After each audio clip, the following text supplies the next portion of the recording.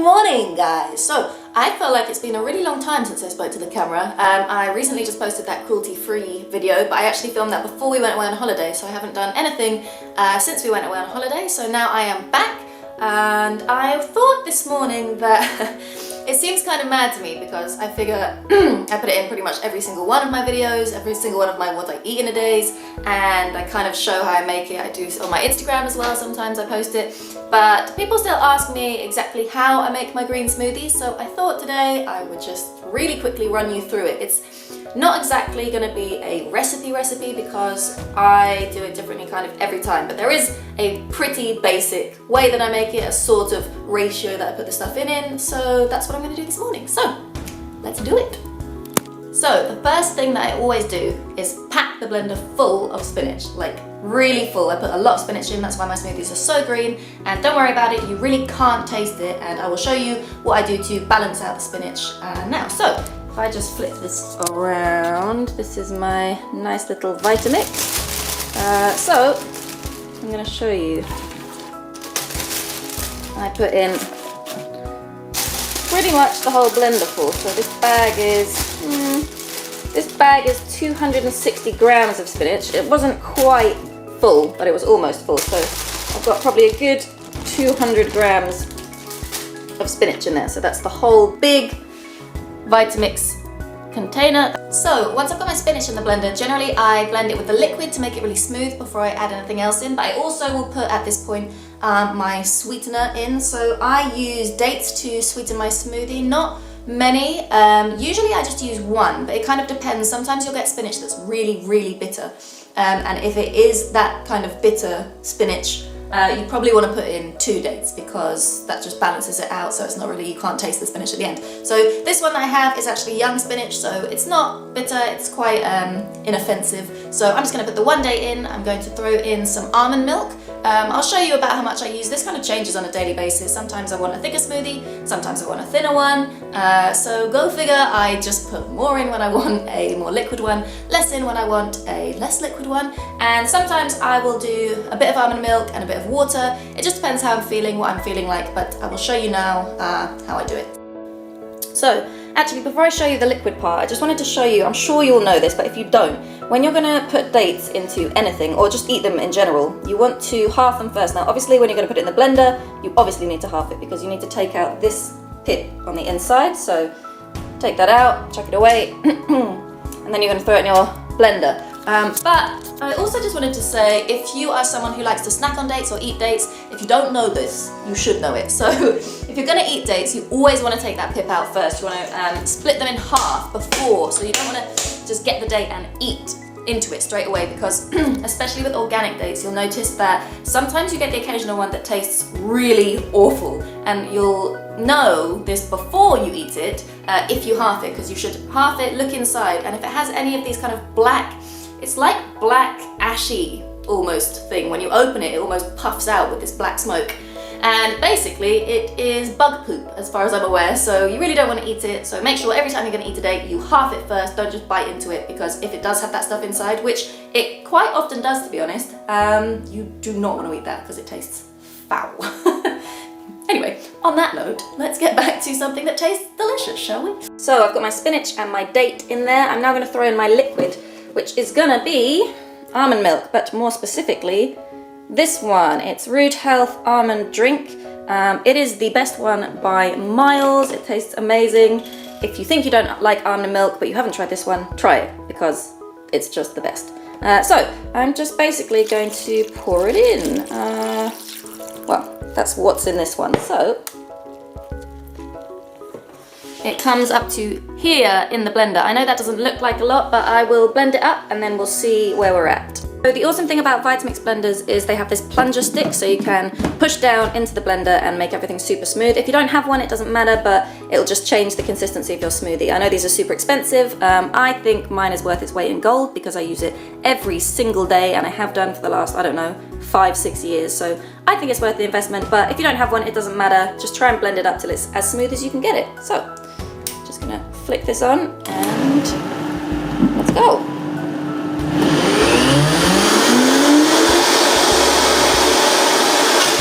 Okay, so that is looking good. Oh, apart from this one little spinach leaf that seems to have stuck itself to the side. Anyway, so yes, this is looking a good consistency. See, that liquid actually went quite far because the spinach just shrinks down to almost nothing. So this is how much liquid we have in the blender now. That is, well, I can't even see. Just over 2 cups, I think it is. So that's what's in there. So now I'm going to throw in a couple more things. I'm going to throw in some frozen bananas. Now, when I make my green smoothies, it is always with frozen bananas. I just don't really like the texture that the smoothie has, or the consistency rather, that the smoothie has when it's with fresh bananas. I find it's a little bit gloopy or gunky or something. So I always use frozen bananas. I think that, number one, they don't taste as sweet to me when they're frozen. I don't know why, maybe that's just crazy, but it's true, they taste a little bit less sweet, which I really like, and also the consistency for me is just really, really nice when you use frozen bananas. So that's what I'm gonna do. I'm gonna throw in the frozen bananas. Today, I am not super hungry and I'm going to take it on the go, so I need to fit it into a certain container. So I'm probably just going to use maybe 1.5, 2 bananas, something like that. But obviously this smoothie totally depends, like the amount and the quantity you make depends on what you're going to do and what you want it for. So if you're just going to have it as part of your breakfast, or as like your thing you eat before you're going to train, and then you're going to eat a breakfast afterwards, it just needs to be small, you know, you can get away with 1 banana or something like that. But if it's going to be your whole breakfast, you kind of need to bulk it up a bit, because it's, you know, at the moment it's just spinach and almond milk, which really isn't that calorically dense. So if you're going to have it as your actual breakfast, you're going to ramp up the other stuff you put in it. So the bananas, do a few more bananas, or you can add in things like some frozen mango, that goes really nicely, but just to bulk it up a bit so that you're not going to be hungry like 10 minutes later. So that's what I'm going to do. I'm going to throw in the bananas. Oh, and then I'm going to throw in the thing you always see me throw in my Instagram stories or in my what I eat in a days, because I can't believe I forgot it. So let's get that now. So, yes.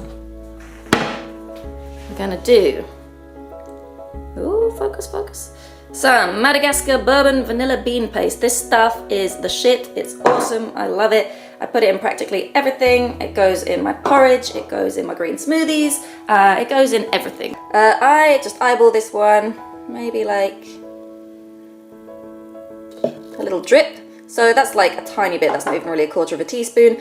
So we're gonna throw that in. Then we're gonna grab the bananas. So if you don't freeze bananas, if you don't know how to do it, you want to peel them first. Don't put them in the freezer unpeeled. Put them in a Tupperware or something. Normally I halve them. These are just some little ones, so they're in whole. That is how I freeze them, just like that. If they are not frozen solid, oh, they kind of are. You probably want to halve them before you put them in the blender. The Vitamix might take it because it's a beast, but we don't want to give it too much hassle. So I'm just gonna throw in, they're small bananas, so I'm gonna throw in these 2 in with the vanilla. Normally I throw in some desiccated coconut as well, but I don't have any, so today it's gonna be a simple green smoothie. So let's blend this up.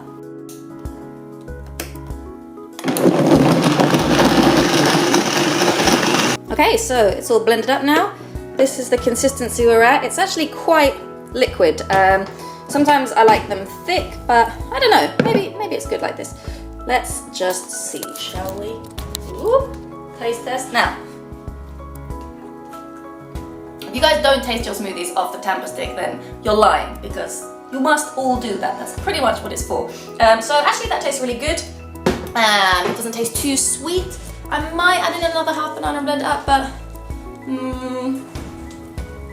nope, I'm lying. I don't have time, so I'm gonna drink it like that. It's quite liquid, but really good. Like I say, you can just play around with it.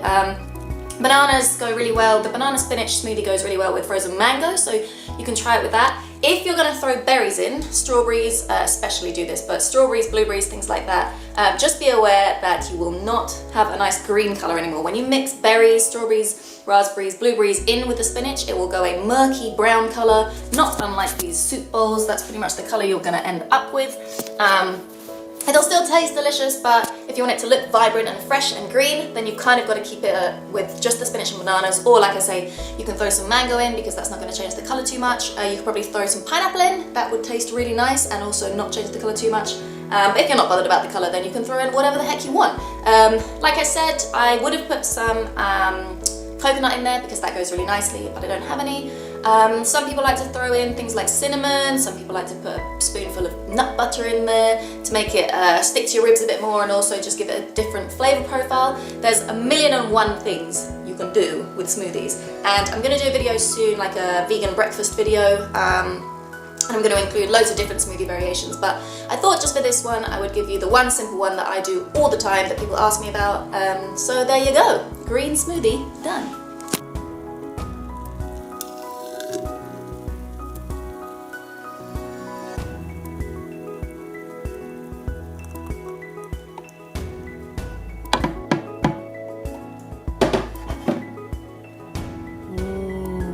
Look at it.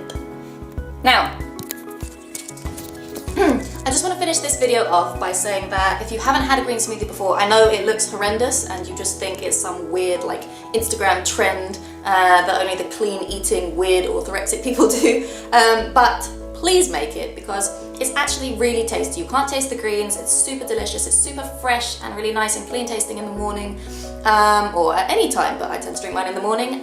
So yeah, give it a go, let me know if you like it. I don't see how you couldn't because everyone I give it to, including kids, love it. It pretty much just tastes like a milkshake, you just got to get over the fact that it looks like Shrek. Yeah, that is it for today. You can throw it in a to-go container, put it in a flask. I like to drink mine as close to making them as possible because they taste the freshest that way. If you have a super good flask, a really good a really good flask. If you have a super good flask, a really good flask, a really good flask. Anyway, back to that. If you have a really good flask, it should keep, you know, for however many hours your flask says it will keep things cold for. I don't, I tend to just put mine in jars, so I drink mine really close to the time of making them. But yeah, let me know if you like this video, put in the comments below if you want to see other ones, if you have specific ones that you've either seen on my Instagram or just that you would like me to try out and do a video of. Let me know and I will see you in the next video. So, bye-bye.